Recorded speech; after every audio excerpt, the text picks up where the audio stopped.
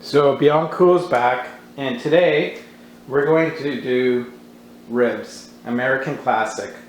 But before we do go further with this, we're just going to utilize one rack today, side ribs to be exact, and it's roughly 3 pounds of ribs. And this recipe is my go-to recipe. I was never a ribs fan all my life.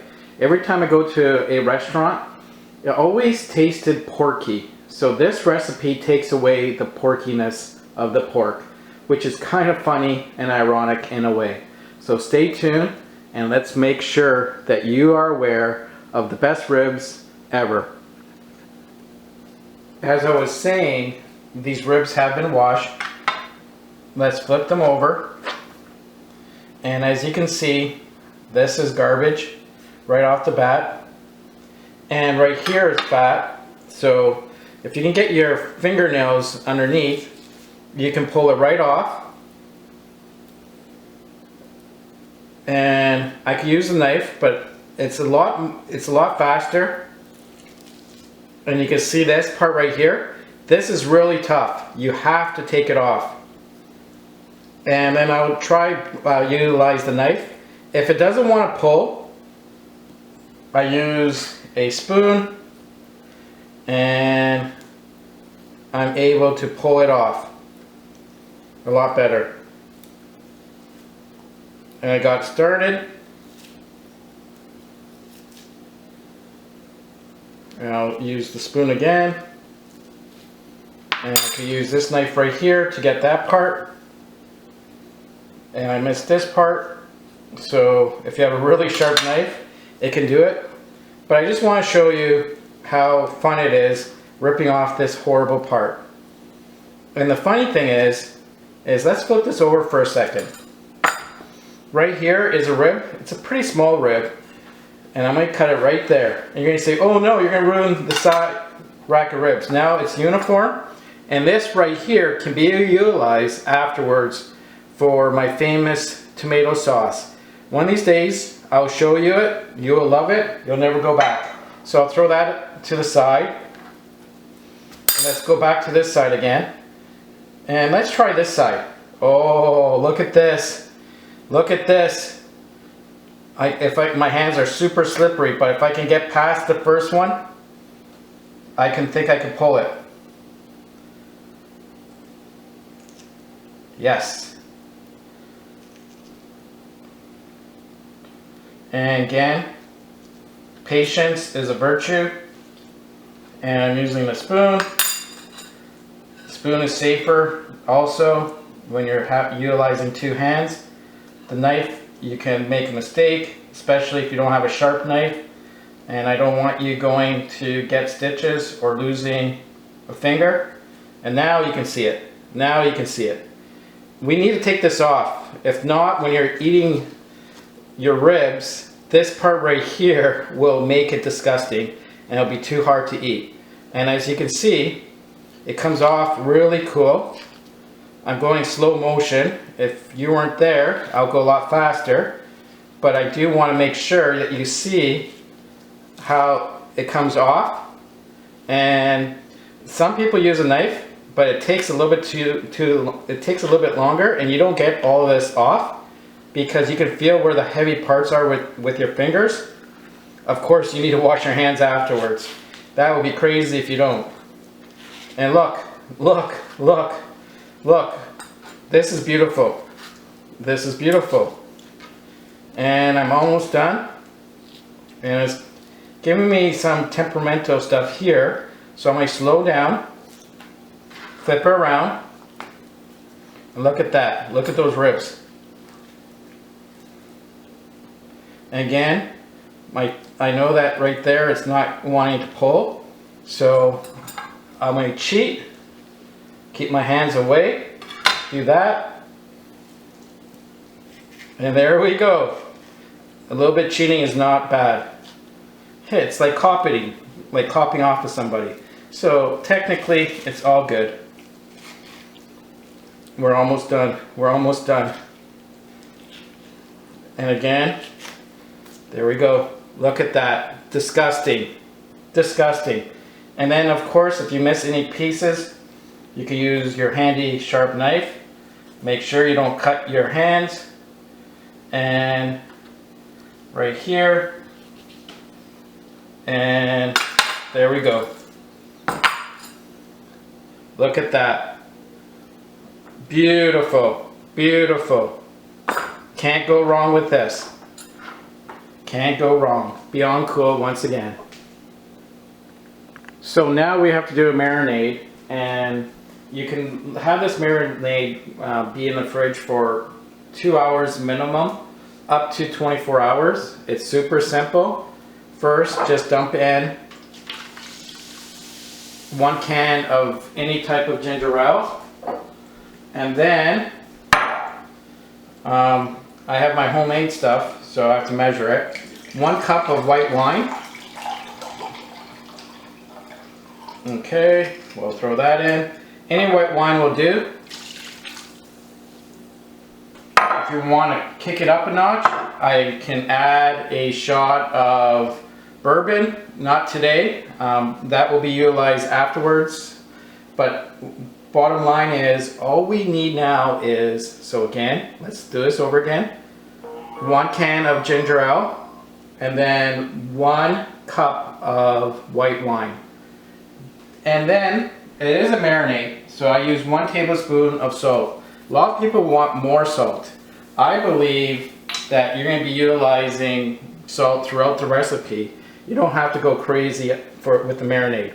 So let's marinate this. It is accordion, so it won't fit the pot, but good news. Guess what? It's an accordion. So this side is super tough, even though we cleaned it. The reason why we do this is we want to keep moisture in the ribs while it's cooking very slowly on the barbecue. So right there is done. We'll wait, and then we'll go from there. Love it. So let's begin with the rub.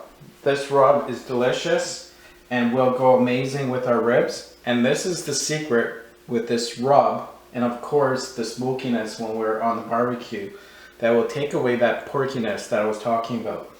So let's start off with tablespoons. So get a tablespoon out. This is like really crazy when I tell you, but 1 tablespoon of sugar, 1 tablespoon of salt. Remember, there's salt in the marinade right now, and we're now making our rub. 1 tablespoon of chili powder, 1 tablespoon of black pepper. And if you have noticed, everything is finely ground. I like it. I like it ground because it's all roughly the same texture, so it'll be a more even coat when you're rubbing it on. Why it's called a rub on your ribs. And then this is where also the porkiness kind of goes away. 1 tablespoon of onion powder, 1 tablespoon of garlic powder, and then the secret weapon. Oh, the secret weapon. Don't worry, it won't be too hot. Cayenne. So many health benefits. If you watch my channel, you'll hear me talk about cayenne all the time. Put that in there. And of course, to make it a true rub, you need cumin. So 1 tablespoon of cumin. And pretty much all my cooking, I try to keep the ratios very consistent. As you saw, everything was 1 tablespoon. So let's shake this up and let's look at this. This is beautiful.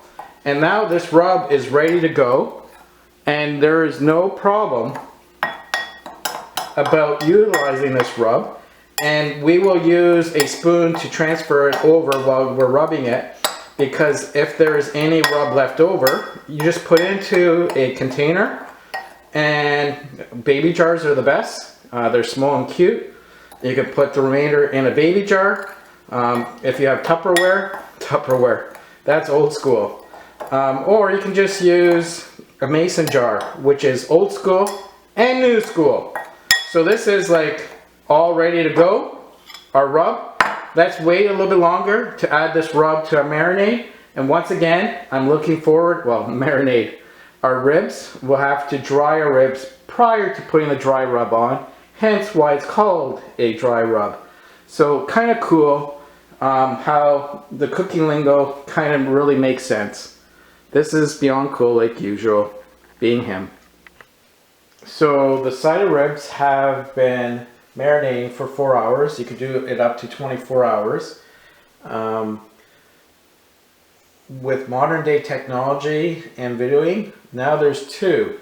This is the good cut, and this was not the greatest cut for a lot cheaper. So hey, I might barbecue one cut, I might do another cut. You have to pat dry it before we put the rub on. Flip it over, dry it here. Also, I also like to dry the board. This is the unique cut. It's a little bit thicker too, so definitely have to use a temperature gauge to make sure you hit the 160 on both. And let's get these, well, I like to put the rub on this side first. I did it right on the good side of ribs. So let's do the rub on the bad side first. So on the other side, which is the good side, will be the last part to have the rub.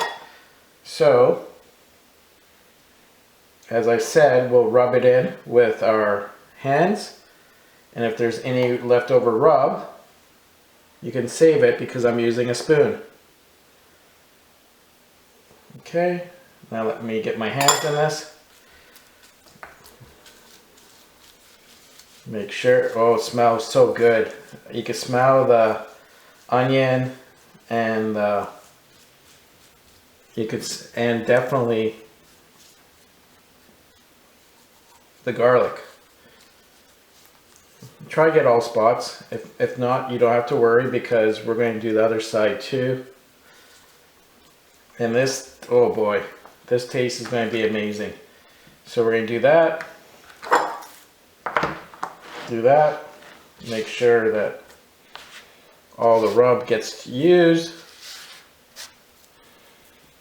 Okay, now let's put more rub on.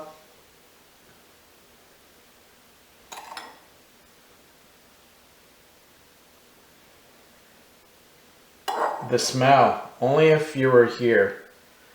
And the taste, very shortly, well, not shortly, has to cook on the barbecue for a very long time, because the magic for ribs not burning on the barbecue, of course, is indirect heat. And if you don't do indirect heat, you'll get a lot of flare-ups, and that won't be healthy because your ribs will be burnt, which is not a good thing at all. You don't want that. Wow, the smell is just amazing. What an awesome dry rub. Wow. The excess will fall. That's okay. You want to make sure that everything's covered on the good side. And then I like to do the sides if I can. Same with this one.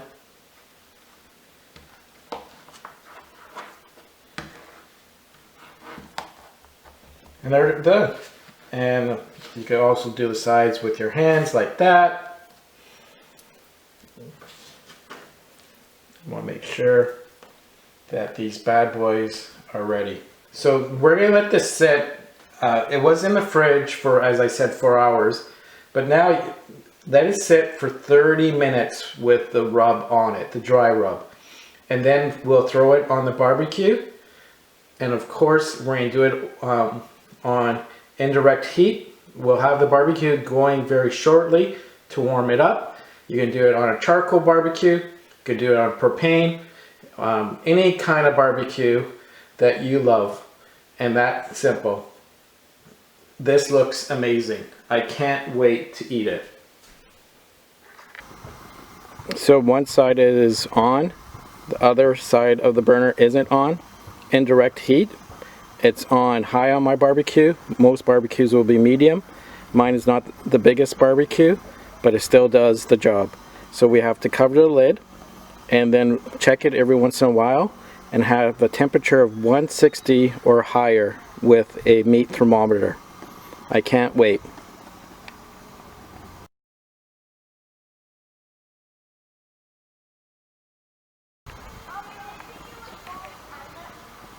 So they're almost done. We'll just double check. 160, perfect. 160, perfect. We'll leave this one dry and make this with barbecue sauce. So let's get that going right now.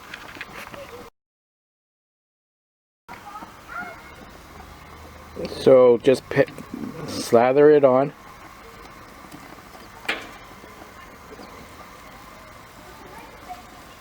With any brush you have. It locks in the moisture. Some people like dry, so I'm doing 2.